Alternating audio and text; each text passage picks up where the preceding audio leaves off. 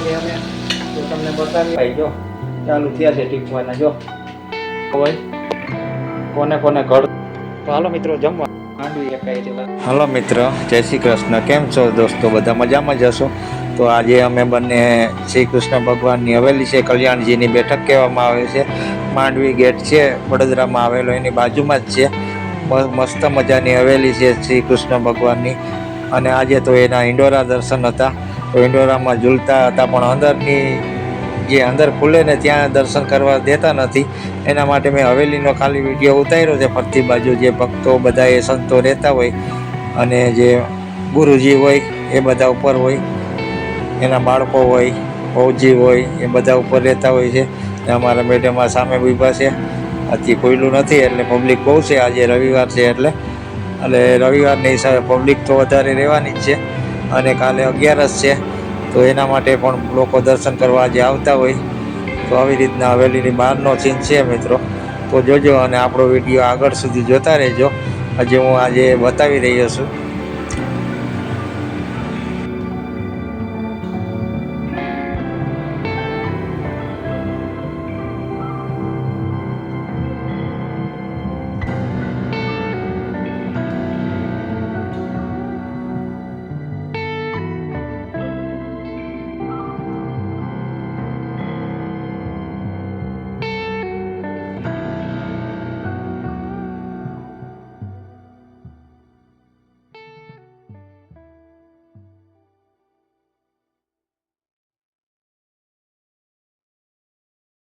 છે ઘરે હવે દર્શન કરી અને હવે અમારું શાક બનાવવાનું ચાલુ થઈ ગયું છે.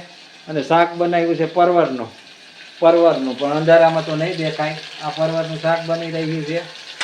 તો જોવો તમે, આ દેખાય છે. તું તારે ગરમ ચાલુ રાખ, જે નાખવું એ કરી રાખતું. એટલે પરવરનું શાક બનાવીએ છીએ અમે, તો તમને બતાવી રહ્યો છું. જોઈ લ્યો,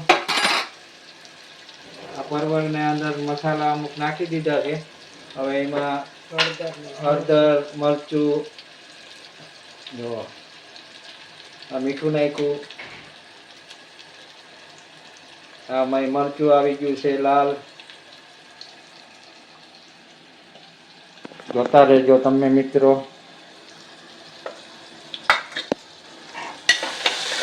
જરાક અંધારું પડે છે પણ કઈ વાંધો નહીં. હા જો પરવરનું શાક વઘારાઈ રહ્યું છે. પરવર આવી રીતના પરવરનું શાક વઘારાઈ, મસાલા મરી મસાલા નખાઈ ગયા. હવે અંદર પડી જશે પાણી. એક હાંડો એક પાણી નાખવાનું. ગાગર એક નાખવાનું કે હાંડો એક? પાણી તો થોડુંક જ નાખ્યું, હજી નાખવાનું છે. તો ઠીક, હાલો 1 ગ્લાસ નાખ્યું. એટલા પાકી જશે. હાલો જો પરવરનું શાક થઈ ગયું. તો એવી રીતના અમારે પરવરનું શાક વઘારાઈ રહ્યું છે અને અમે રસોઈ કરી રહ્યા છે. અમે એટલે અમારે હું તો રસોઈ કરતો નથી. હવે રોટલા કરવાના છે, તો રોટલા ઘડી ગયું ત્યાં બતાવીશું. ત્યાં સુધી રજા લઈએ. તો રોટલાનો લોટ બંધાઈ રહ્યો છે, તો રોટલા ટીપી નાખીએ. હમણાં 2 3 4 જે ખવાય એ રીતના રોટલા ટીપવાના છે. તો રોટલા ટીપી રહ્યા છે. હમણાં રોટલા ટીપીએ એ બતાવું તમને. જો કઈ રીતના ટીપાય. જો ચાલુ થયા છે ટીપવાના. જો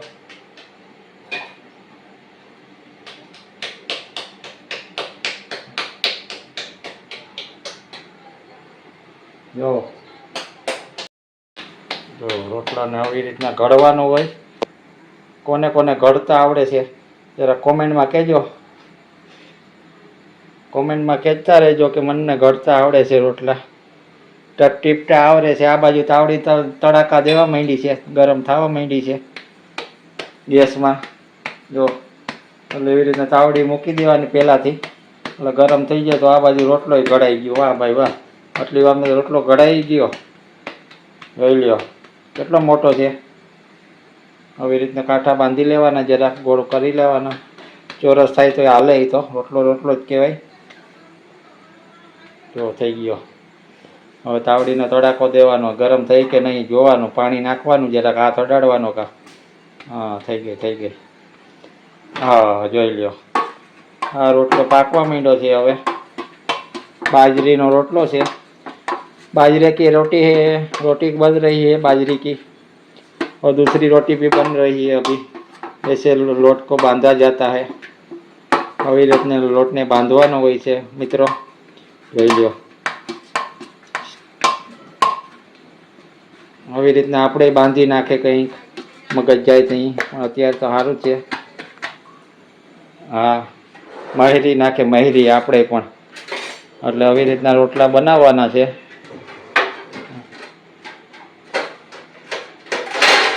આ રોટલા મૂકવાનું પાંજરું આવી ગયું છે। હવે રોટલો ઉઠલે ત્યાં સુધી બતાવી દો, ખાલી તમને જોઈ લ્યો। એક રોટલો બતાવી દો કઈ રીતના બને છે।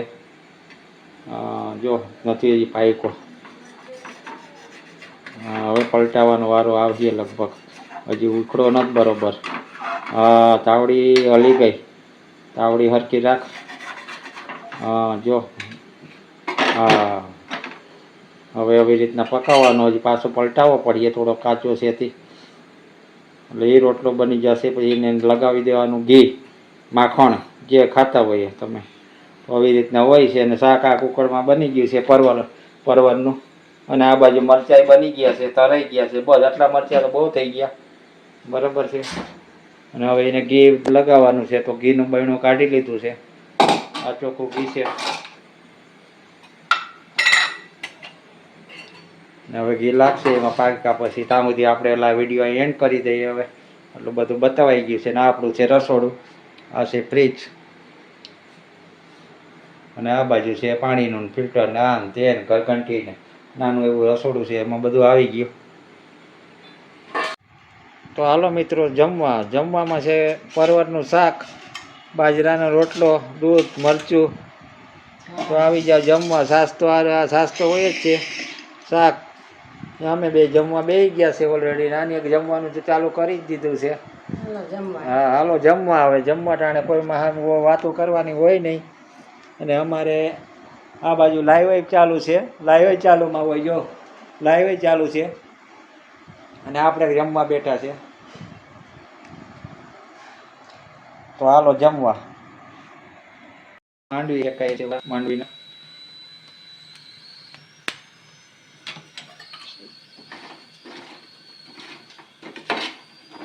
એક ચાયણું છે, શું છે? ચાયણો છે, ચાયણામાં એક કે ભાઈ માંડવીના ઓરા। તો માંડવીના ઓરા તૈયાર થઈ ગયા છે, અને હવે આપણે ખાશું શેકાઈ જાય એટલે।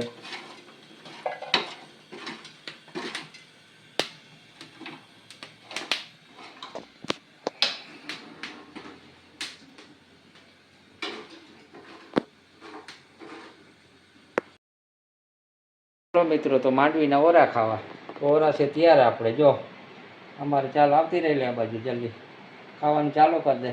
અને અમે ઓરા ખાઈએ છીએ। તો હાલો ઓરા ખાવા મિત્રો। તો ઓરા તૈયાર છે માંડવીના, જોઈ લો શેકી છે, ખાઈ લીધું। ખાઈને કલાક થઈ ગઈ, કલાક પછી માંડવીના ઓરા ચાલુ કરી દીધા છે। હવે એમ થાય કે ઓરાય ખાઈ લઈએ થોડાક, તો ઓરા ખાઈએ છે। તો તમારે ખાવા હોય તો આવી જાઓ। અને તમારે ઓરા એ બાજુ મળે છે કે નહીં, ને ક્યાં ગામથી છો, કોમેન્ટ કરતા રહેજો। આમ નાખ દે ને ભેગા જ કોતરાય, બસ। એટલે હાલો ઓરા ખાવા માંડવીના।